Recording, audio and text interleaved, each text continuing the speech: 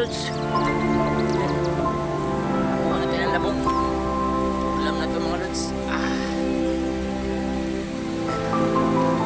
Kuha na tayo ng labong mga lods.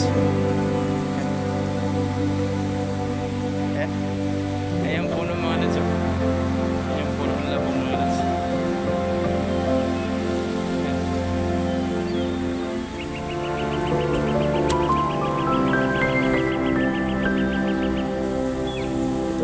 Lods, yung labong na kinuha natin. Subukan natin kumain ng kawayan mga lods.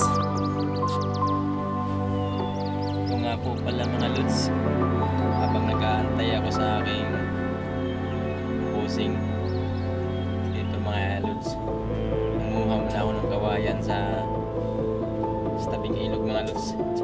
Nagpaalam naman po tayo sa puno ng kawayan mga lods. Yan, ito mga lods, subukan natin kumain ng kawayan mga lods. Ito po yung kawayan mga lods na tinatawag na labong. Ito mga lods, nakakuha tayo ng dalawa mga lods. So first time ko kung ito mga lods, first time kong manguha ng labong. Hindi ko pa alam kung paano lutuin. So mga lods, maraming salamat po sa inyong panonood. Hanggang dito lang po muna. Abangan nyo mga lods lulutuin. Sige lads, maraming salamat sa inyong lahat. God bless po at